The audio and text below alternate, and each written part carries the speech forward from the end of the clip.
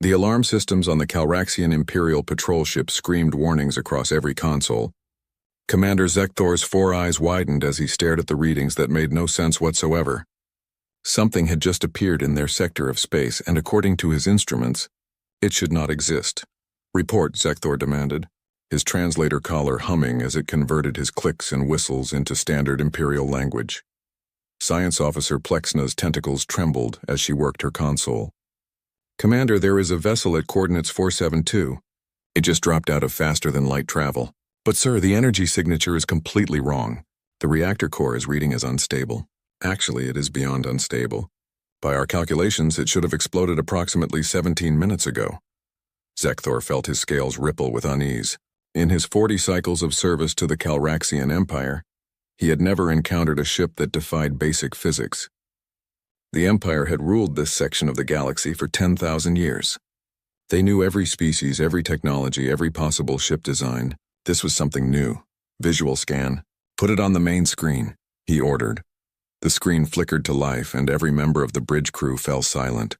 The vessel before them was unlike anything in the Imperial database. It was crude, angular, and covered in what appeared to be mismatched hull plates. Parts of it were different colors. Burn marks scarred its surface. Most disturbing of all, sections of the outer hull seemed to be held together with some kind of welded patches. "By the eternal stars," whispered Plexna. "Commander, I am detecting adhesive compounds on critical structural points. They are using some kind of bonding polymer to hold hull sections together." "That is impossible," Zekthor said flatly. "No civilization would send a vessel into deep space in such condition. It would be suicide, yet there it is, sir, and it is broadcasting a signal. They are attempting to communicate." Zekthor straightened his uniform. First contact protocols were clear, even when dealing with what appeared to be a flying disaster. "Open communication channels. Let us see who is brave enough or foolish enough to travel in such a vessel." The screen changed to show the interior of the alien ship. Zekthor felt his breathing slits constrict. The being before him was bipedal, covered in cloth with only patches of fur on its head. It had two eyes, a small breathing orifice, and showed its bone structures when its mouth opened. "Hello there," the creature said, its voice translated into Imperial Standard. "This is Captain Sarah Chen of the Human Mining Consortium ship Indomitable. We come in peace and apologize for the intrusion into your space. Our navigation systems are still being calibrated. This is actually our first trip outside our home system using our new faster-than-light drive." Zekthor blinked all four eyes in sequence, a sign of extreme confusion. "You are saying this is your first voyage beyond your home system? Yet you have achieved faster-than-light travel?" "Well, yes," Captain Chen said, smiling. Zekthor's database indicated this facial expression meant friendliness, though showing bone structures seemed aggressive. "We tested it successfully 6 months ago. This is our first long-range expedition. We are a mining vessel, searching for resource-rich asteroids and planets." Behind the captain, Zekthor could see other humans moving about. One of them, wearing a different colored cloth covering, was hitting something with a primitive metal tool. Sparks flew from whatever the human was striking. An alarm was clearly sounding in the background. "Captain Chen," Zekthor said carefully, "is your vessel experiencing technical difficulties?" Chen glanced over her shoulder. "Oh, that? No, that is just Rodriguez fixing the plasma conduit. It overheated again during the jump. Happens every third time or so. She will have it sorted in a few minutes." Plexna made a sound that the translator could not convert, something between horror and disbelief. She turned to Zekthor, speaking on their private channel. "Commander, their plasma conduit is failing regularly, and they consider this normal operation? And they are repairing critical systems by striking them with a primitive tool?" Zekthor shared his science officer's concern. "Captain Chen, perhaps we should arrange for a proper engineering team to inspect your vessel. The Calraxian Empire has advanced technological capabilities. We could ensure your ship is safe for travel." "That is very kind of you," Chen replied. "We would love to learn more about your technology. Our engineer, Maria Rodriguez, would probably have 1,000 questions, but I assure you the Indomitable is perfectly safe. Well, safe enough anyway. We have been flying her for 8 years now, and she has only had 3 major system failures." "Only 3, Zekthor repeated. Not sure if the translation was working correctly. "Right. And we made it back to Earth each time, so I would call that a success rate worth celebrating." Zekthor turned to his communications officer. Send an immediate transmission to Imperial Command. Priority level maximum. Tell them we have encountered a species calling themselves humans. They possess faster-than-light technology of unknown origin and unknown stability. They appear to operate vessels in conditions we would consider catastrophically dangerous. Request guidance. While they waited for a response from command, Zekthor continued his conversation with Captain Chen. He learned that humanity had only achieved faster-than-light travel through what Chen called a happy accident during a weapons test. They had been trying to create a new type of defensive shield and instead punched a hole in space-time. We were just as surprised as anyone, Chen explained. Our lead scientist, Dr. Okonkwo, said we basically stumbled into faster-than-light travel by mistake. But once we figured out how to repeat the process, we decided to see where we could go. The more Zekthor learned, the more disturbed he became. Humanity had achieved in 300 years of space travel what took the Calraxian Empire over 2,000 years. They had done it with primitive materials, dangerous methods, and apparently no understanding of the rules that governed the galaxy. The response from Imperial Command arrived within the hour. It was brief and direct. Detain the human vessel under peaceful conditions. Do not, under any circumstances, allow them to leave until a full investigation team arrives. Treat them with respect but gather all possible intelligence. Zekthor read the orders twice. He understood the reasoning. If humanity could achieve such things with crude technology, what would they accomplish once they refined their methods? The Empire needed to know if humans were potential allies or potential threats. Captain Chen, Zekthor said, choosing his words carefully, the Calraxian Empire would be honored to offer you hospitality. We have a research station nearby with comfortable facilities. Perhaps while you are here we could arrange a cultural exchange. You could learn about our technology and we could learn about yours. Chen appeared to consider this. Behind her, Rodriguez had apparently finished her repairs with the metal tool and was giving a gesture with her thumb extended upward, which the database said meant success or approval. That sounds wonderful, Chen finally said. We have been hoping to meet other intelligent species. My crew would love the opportunity. When can we arrange this? Immediately, Zekthor said. Perhaps too quickly, judging by the slight change in Chen's expression. I mean, there is no need to delay when both our peoples could benefit from sharing knowledge. After the communication ended, Plexna approached Zekthor's command chair. Sir, what are we really doing?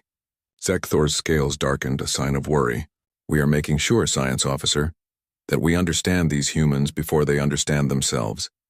Because if they can build a faster-than-light drive by accident and think flying in a ship held together with adhesive and improvised repairs is acceptable, then I fear what they might build on purpose. The Empire must know if we are looking at future friends or future nightmares. He looked at the image of the Indomitable on his screen, that patchwork vessel that defied everything he knew about engineering and safety. Somewhere in the back of his mind a thought formed that he did not want to acknowledge. What if humanity's apparent recklessness was not a weakness, but a completely different way of thinking? What if they did not see limitations the way every other species did? That thought worried him more than anything else. Director Vosnek of Imperial Intelligence had not slept properly in 3 days. The reports coming from Research Station Gamma 9 were beyond disturbing. They were fundamentally challenging everything the Calraxian Empire thought it knew about technological development. She stood in the observation room, watching through reinforced glass as her best scientists examined the human vessel called Indomitable. The humans had been cooperative, even enthusiastic about showing the Calraxians their technology. That enthusiasm only made things worse. Play the recording from yesterday again. Vosnek ordered her assistant. The holographic display showed engineer Maria Rodriguez standing in front of the human ship's reactor core.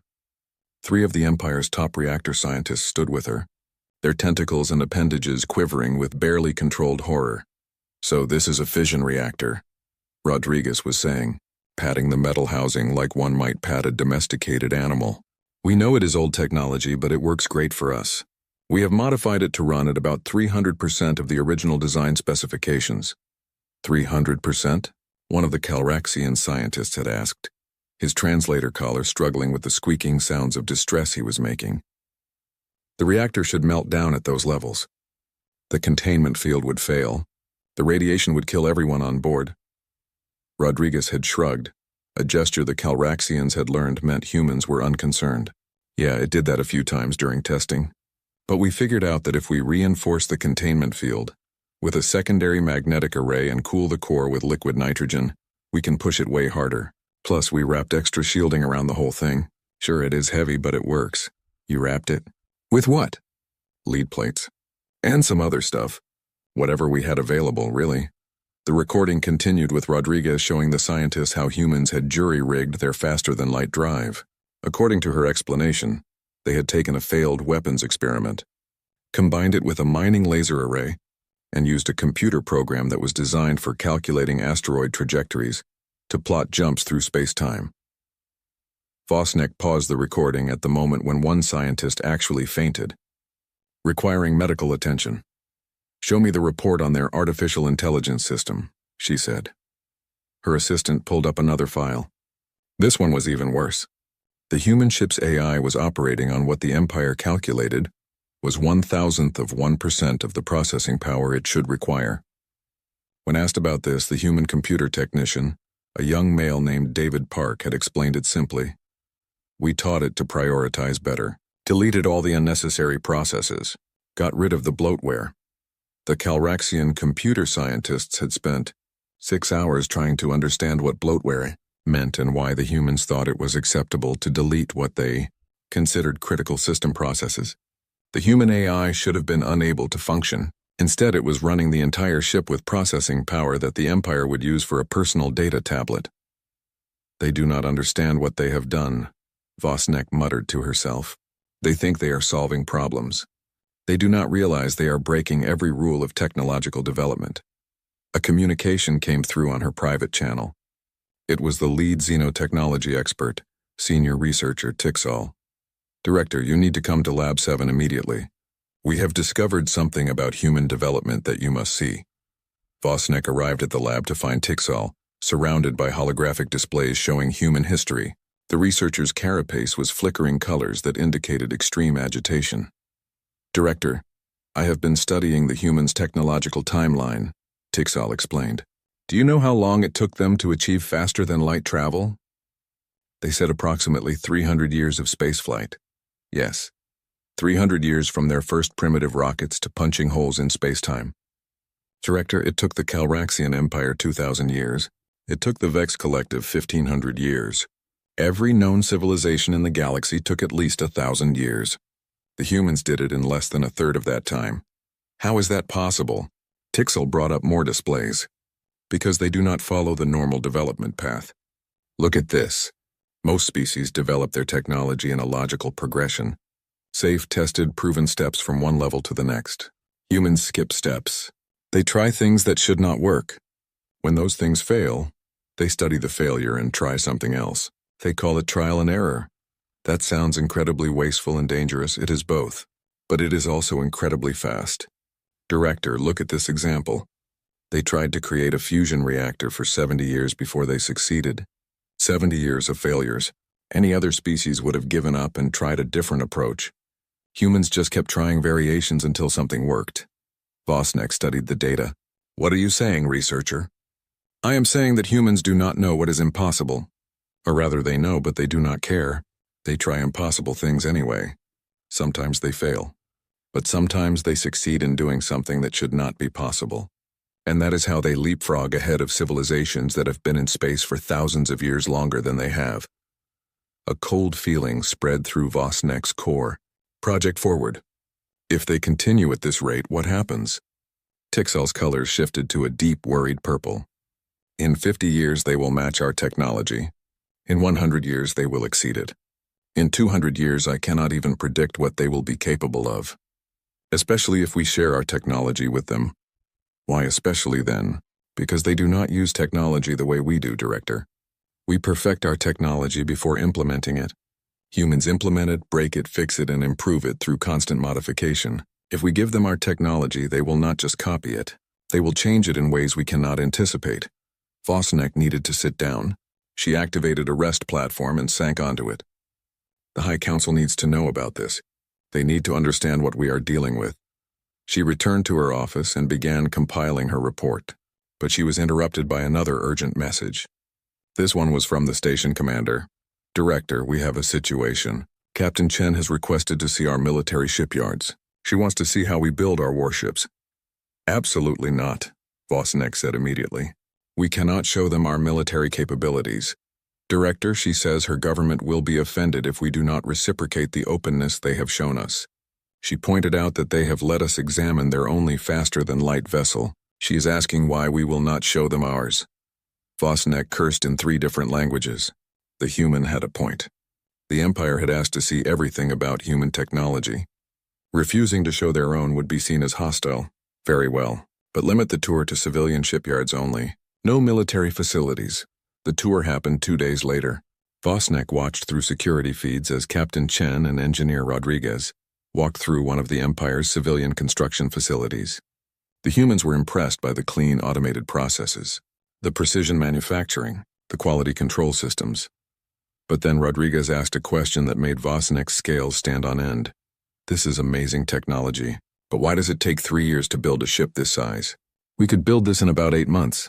The Calraxian engineer giving the tour had looked confused. Quality control requires extensive testing at each phase. We must ensure every component meets exact specifications before proceeding to the next step. Safety protocols demand no less. But what if you tested as you went? Built and fixed problems as they came up? Rodriguez asked. That would be extremely dangerous and inefficient. Would it, though? I mean, you would finish faster, and you could improve the design during construction based on what you learned. The Calraxian engineer had no response to that. It went against everything the Empire believed about construction and safety. That evening, Vosnek sent her report to the High Council. She marked it with the highest priority classification. Her conclusion was simple but terrifying. Humanity had achieved faster-than-light travel with primitive technology, dangerous methods, and no respect for established limitations. They improved through failure rather than through careful planning. They took risks that would horrify any other species. And they had done all of this completely isolated, with no guidance from advanced civilizations. The question was not whether humanity would become a major power in the galaxy. The question was whether the galaxy was ready for what would happen when humans started learning from other species and applying their unique approach to alien technology. Vosnek ended her report with a recommendation. The Calraxian Empire should establish a defensive pact with humanity immediately, not because humans were a threat right now, but because they would become one eventually. Better to have them as friends than as enemies. She sent the report and hoped the council would listen. Because if they did not, Vosnek suspected the Empire might learn a very hard lesson about underestimating species that did not follow the rules. The border region between the Calraxian Empire and the Thex conglomerate had been tense for months. Both sides had assembled fleets, each watching the other across the invisible line that separated their territories. Commander Zekthor, now assigned as the official Calraxian liaison to humanity, found himself at Proxima Station with a very uncomfortable feeling. Captain Chen had offered to position the Indomitable as neutral ground for peace negotiations. The humans, being new to galactic politics, thought they could help. Zekthor had tried to explain that these tensions had existed for centuries, but Chen had simply smiled that bone-showing smile and said that sometimes a fresh perspective helped. Now Zekthor stood on the bridge of his command ship, watching as representatives from both sides met aboard the human vessel. The Indomitable sat directly on the border, equidistant from both fleets. It was either very brave or very foolish. With humans, Zekthor had learned these were often the same thing. "Sir, we are detecting unusual activity in the Thex fleet," his sensor officer reported. 3 ships are breaking formation. Zekthor felt his scales prickle with alarm. "Identify those ships. They are Thex assault carriers, sir. They are moving toward the border at high speed. This was bad, very bad." Zekthor opened a channel to Captain Chen. "Captain, you need to move your ship immediately. There are hostile vessels approaching." Chen appeared on his screen, looking concerned but not panicked. Behind her, Zekthor could see the Thex and Calraxian negotiators looking at each other with suspicion. "Commander, if we move now, both sides will think we are taking sides. We need to stay neutral." "Captain, you do not understand. Those are extremist vessels. They do not want peace. They want war." Before Chen could respond, every alarm on Zekthor's bridge activated at once. His weapons officer shouted across the bridge, "Sir, the Thex vessels have launched a planet-killer weapon. It is targeting Proxima Station." Zekthor's world seemed to slow down. A planet-killer weapon. The most powerful weapon in the known galaxy. It could destroy entire worlds. Against a space station, it was massive overkill. But it would also destroy the Indomitable and everyone aboard it, including the negotiators from both sides. Raise shields. Maximum power. Try to intercept the weapon.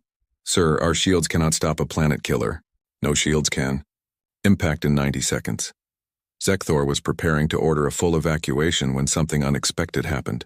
The Indomitable suddenly lit up with power readings that made his sensors scream in protest. What are they doing? His science officer asked. On the screen, Captain Chen had turned to someone off camera. Rodriguez, can we stop that thing? Engineer Maria Rodriguez stepped into view, holding what appeared to be a hot beverage. Maybe. It will blow out every system on the ship, but maybe. Do it. Rodriguez took a long drink of her beverage and handed it to someone else. All right, everyone, we are about to do something really stupid. Divert all power to the forward mining laser array, and I mean all power. Life support, engines, gravity, everything. Zekthor watched in horror and fascination as the human ship began shutting down every system. The lights visible through the portholes went dark.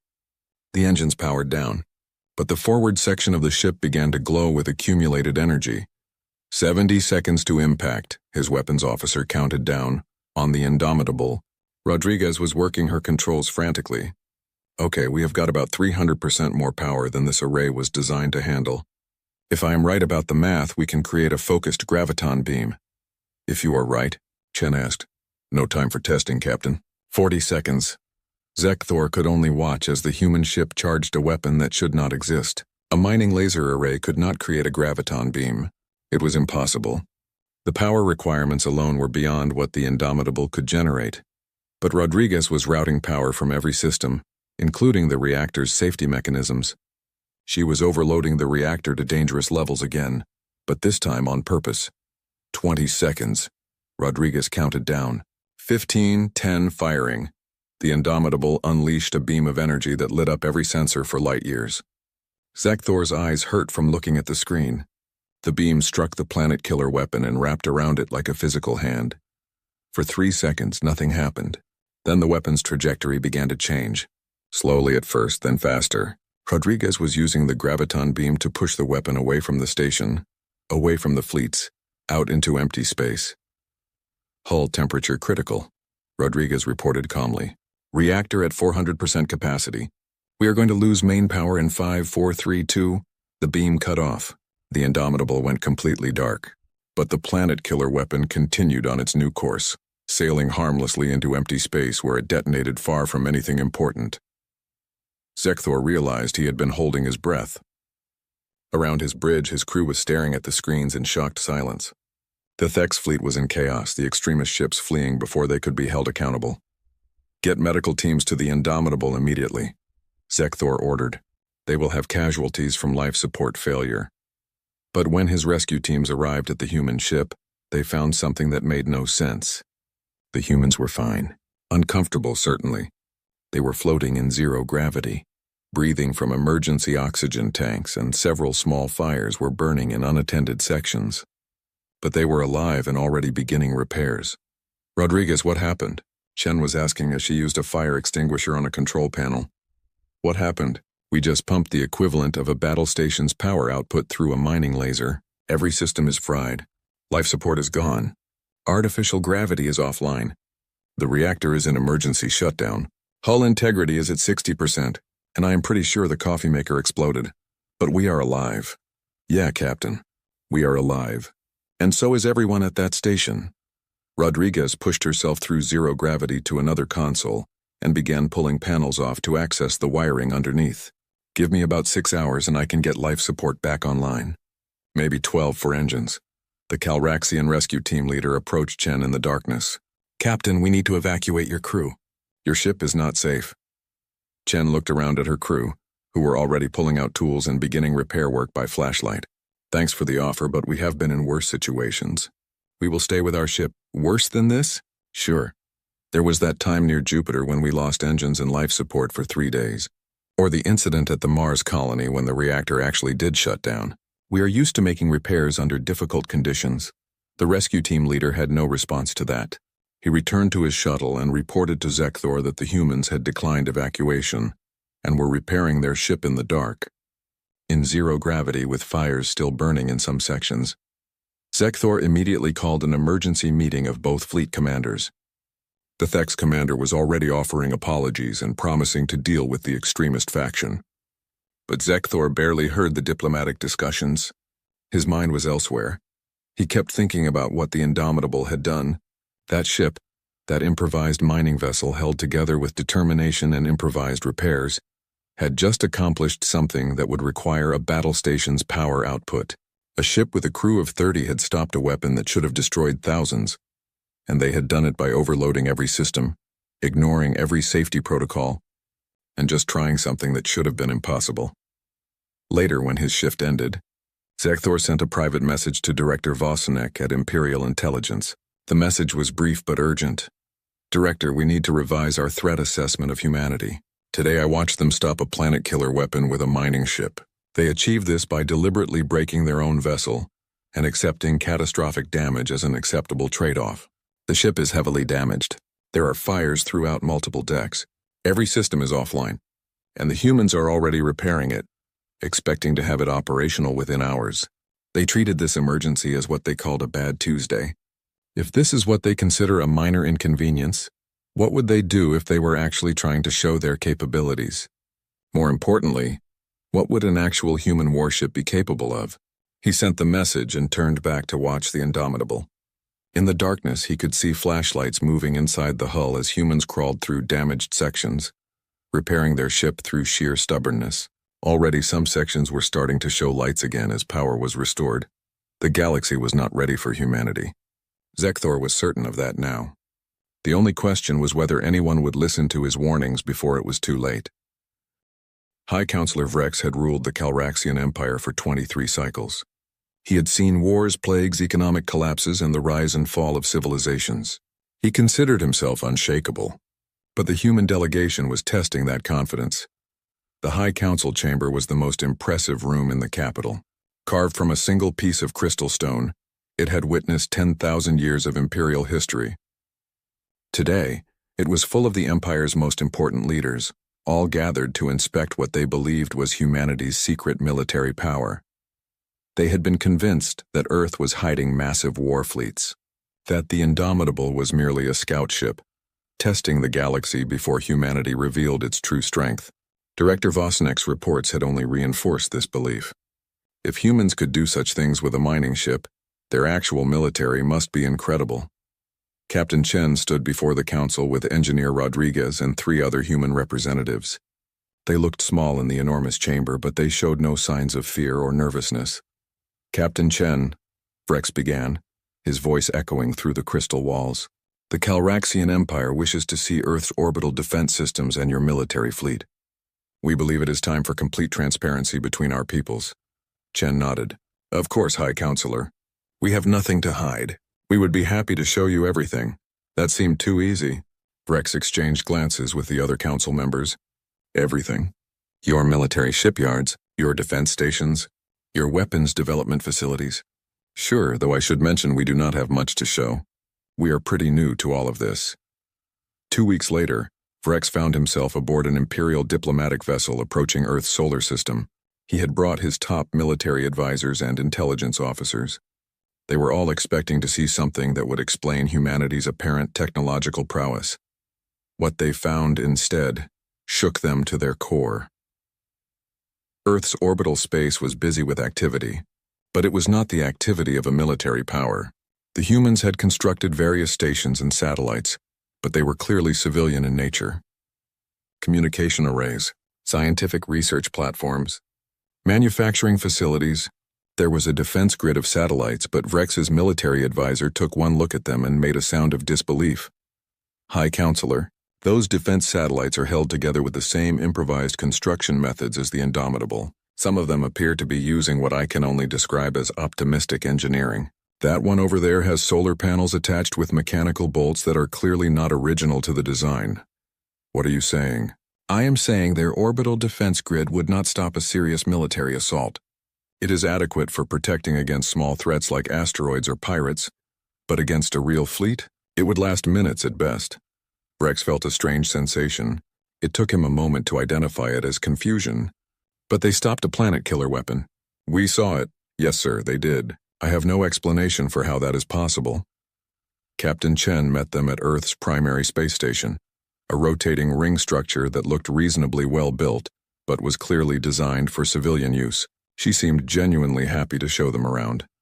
This is our main hub for space operations, she explained, as they walked through corridors filled with humans going about their daily business. We built it about 15 years ago. It houses about 5,000 people and serves as a construction platform for our other space projects. Where are your military vessels? Frex asked directly. We only have 7 faster-than-light capable ships, Chen said. The Indomitable is one of them. The others are similar designs, all converted from civilian vessels. Mining ships, mostly. We have some plans to build dedicated exploration ships, but the faster-than-light drive is still so new that we are being careful about expanding too quickly. Frex's intelligence officer leaned close to whisper in his ear. Hi, Counselor. I have been scanning the system. She is telling the truth. There are only 7 ships capable of faster-than-light travel, and all of them match the Indomitable's design philosophy. That is impossible. They must be hiding their real fleet somewhere. Sir, I have scanned every planet, every moon, every asteroid field. This is everything they have. Frex felt something he had not experienced in many years. He felt lost. Nothing made sense anymore. Chen continued the tour, showing them Earth's various space facilities. The largest construction project was a massive vessel being built from a hollowed asteroid. It was enormous, easily 5 times the size of an Imperial dreadnought. That is our generation ship project, Chen explained proudly. We are planning to send colonists to a nearby star system. It will take about 80 years to get there without faster-than-light travel, so we are building a ship that can support multiple generations. Though now that we have faster-than-light technology, we are debating whether to still send it or redesign it as a mobile station. Frex stared at the massive construction. This is not a warship? A warship? No, High Counselor. This is a colony ship. It will carry about 10,000 people along with supplies, equipment, and everything needed to establish a new settlement. But it is enormous. You could mount weapons on this that would rival anything in the galaxy. Chen looked at the ship with a puzzled expression. I suppose you could, but that is not what it is for. We built it to carry people, not to fight. Vrex's military advisor was making calculations on his datapad. High Counselor, if they mounted weapons on that vessel, it would be the largest warship ever created. The armor plating alone would make it nearly indestructible, and they are building it from an asteroid, which means the raw materials cost them almost nothing. But Chen was already moving on, showing them the various satellites and smaller stations. She pointed out a research facility studying solar radiation, a manufacturing plant that produced new hull materials, a farm station that grew food in zero gravity. It was all civilian, all peaceful, all focused on expansion and exploration, not conquest or war. That evening, the Imperial delegation gathered in their ship to discuss what they had seen. Frex looked around at his advisors, all of whom seemed as confused as he felt. This makes no sense, Frex said. We have seen what the Indomitable can do. We have seen humans achieve things that should be impossible, yet their military is virtually non-existent. Director Vosnek, who had joined them for this visit, spoke quietly. High Counselor, I think we have been asking the wrong question. Explain. We have been asking where their military fleet is, what weapons they are hiding. But what if they are not hiding anything? What if this really is everything they have? Then how did they stop a planet-killer weapon? Because they were not trying to demonstrate military power. They were trying to save lives. They did not use a warship.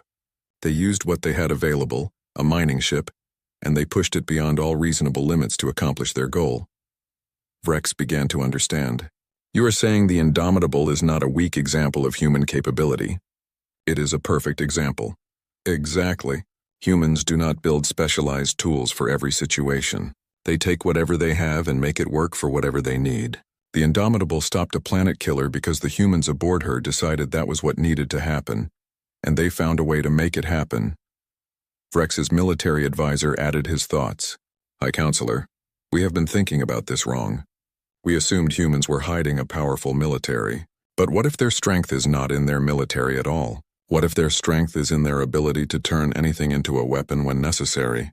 That colony ship, another advisor said, They could turn that into the most powerful warship in the galaxy. But they will not unless they have to. Vrex felt a chill run through his body. Because if they needed to, they would simply convert it. The same way they converted mining ships for exploration. Vosnik nodded. And they would do it quickly without the years of planning and testing that we would require. They would just start building and fix problems as they appeared.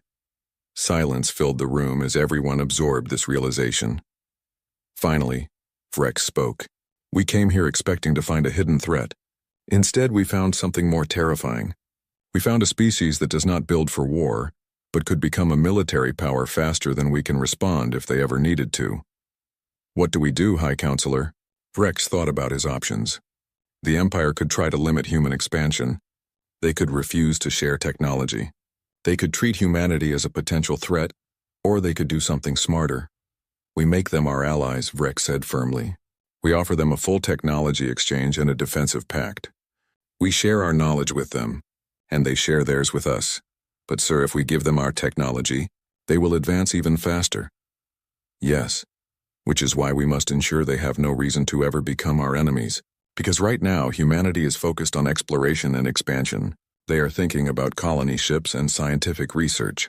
But if we make them feel threatened, if we try to contain them, they will start thinking about defense. And once they start thinking about defense, they will build weapons. And based on what we have seen, their weapons will be unlike anything the galaxy has ever seen. Vrex stood up, his decision made. I will propose the alliance to the High Council when we return. Captain Chen and her people will be our friends, not because we fear them now, but 1 year had passed since the Calraxian Empire and humanity signed their defensive pact and technology exchange agreement. Commander Zekthor, now permanently assigned as the Imperial liaison to Earth, stood in the observation deck of a joint Empire-human shipyard in orbit around Mars. He was watching something that filled him with equal parts fascination and dread. Humanity was building its first purpose-built warship. The vessel was enormous, larger than anything in humanity's current fleet, but smaller than an Imperial dreadnought. It hung in the construction frame like a predator waiting to be born. Engineers from both species swarmed over its hull, but Zekthor had learned to spot the difference. The Calraxian engineers worked methodically, following plans exactly. The human engineers worked in organized chaos, constantly modifying designs as they built. Engineer Maria Rodriguez floated up beside him in zero gravity, a tablet computer in her hands and a smile on her face. Over the past year, she had become the chief designer for humanity's military vessel program. The Calraxian engineers were both impressed and terrified by her. What do you think, Commander? She asked, gesturing at the ship. Pretty impressive, right? I think I am afraid to see it completed, Zekthor said honestly. Rodriguez laughed. You and half my team. Even some of the human engineers think we have gone too far. But Captain Chen wanted a ship that could protect Earth and our colonies, so that is what we built. Tell me about it. Prepare me for what? The High Council will see when they come for the christening ceremony tomorrow. Rodriguez pulled up schematics on her tablet. Okay, so we started with the basic Calraxian heavy cruiser design that you shared with us. Great ship, very solid, very safe. Then we made some modifications. What kind of modifications? Well, first we took your shield technology and combined it with our overclocked reactor design. Your shields are powered at conservative levels for safety. We figured out that if we pump more power into them, they get stronger. A lot stronger. Zekthor felt his scales tingle with concern. How much stronger? About 5 times standard strength. Maybe 6 times if we really push it. Rodriguez, those shields will burn out in minutes at those power levels. Yeah, probably. But for those few minutes, this ship will be able to take hits that would destroy anything else in its class. And we can replace shield generators quickly. We designed them to be modular. What else did you modify? Rodriguez scrolled through her notes. The weapon systems, we simplified them. Zekthor knew he was going to regret asking, but he had to know. How do you simplify weapons systems? We removed most of the safety protocols and limiters. Your weapons are designed to fire at a steady, sustainable rate. Ours fire as fast as the mechanisms can cycle. We tripled the fire rate. The weapons will overheat and fail. Yep, so we designed them to be easily replaceable too. Pop out the burned one, Slot in a fresh one, keep firing.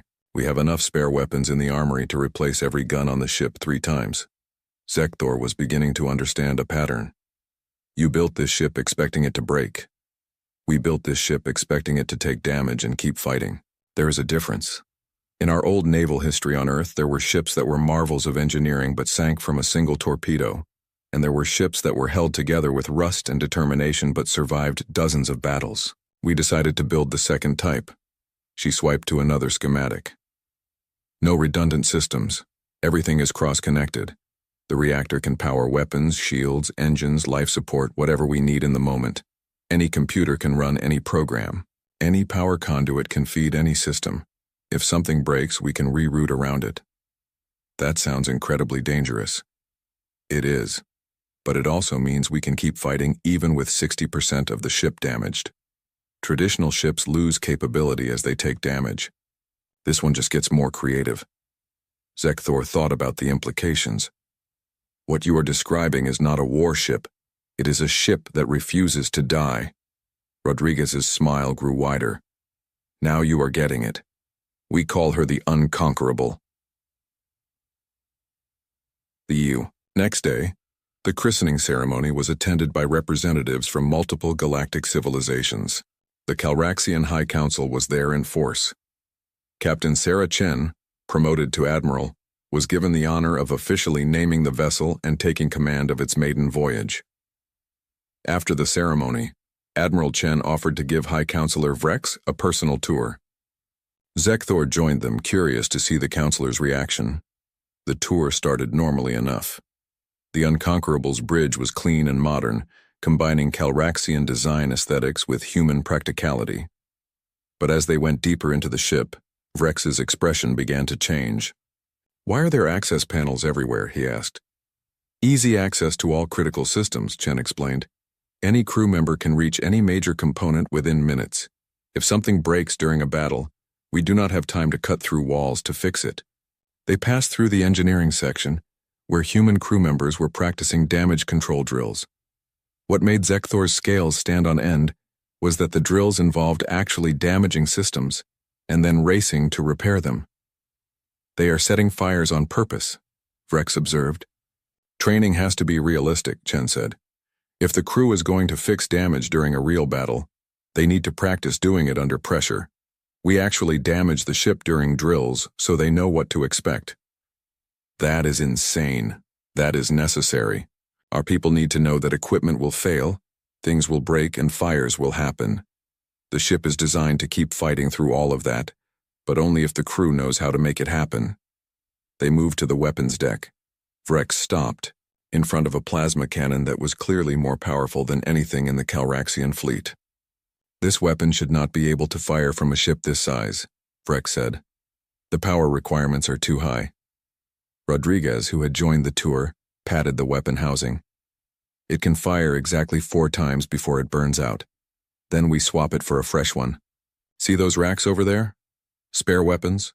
We can replace any gun on the ship in under 3 minutes." "You built disposable weapons." "We built weapons that maximize offensive capability at the cost of longevity. Different philosophy than yours. But it works for us." The tour continued, and with each section, Vrex became more quiet and thoughtful. Finally, they reached the reactor room. Zekthor had already seen it, but watching Vrex's reaction was educational. The reactor was a hybrid of Calraxian fusion technology and human engineering philosophy. It could be operated at standard safe levels, or it could be pushed to extreme outputs that would make any Calraxian engineer faint. "There is a manual override for everything," Vrex noticed, pointing at the control panels. "Of course," Chen said. "If the computer systems fail, or if we need to do something the computer thinks is too dangerous, we can control everything manually." "Even the reactor core?" "Especially the reactor core. If we need emergency power, someone can physically override the safeties and push it as hard as necessary." Vrex turned to face Chen directly. "Admiral, I need you to understand something. This ship terrifies me." "That is a strong reaction, High Counselor." "It should be. I have been in the military for 40 cycles. I have seen countless ship designs from dozens of species.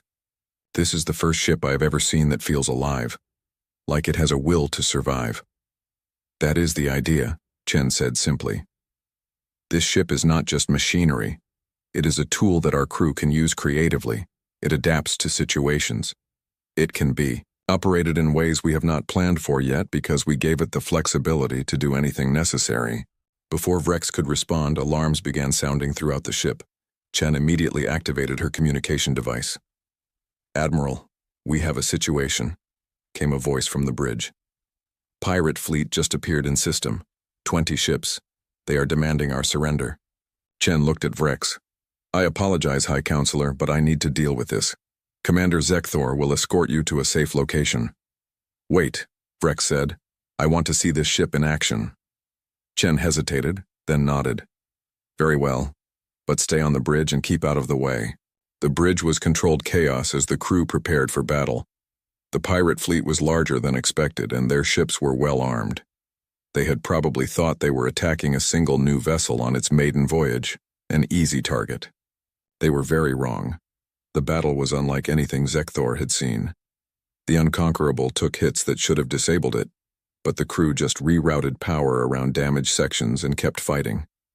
When the shields finally failed after absorbing impossible amounts of damage, the crew simply transferred all that power to weapons and increased their fire rate.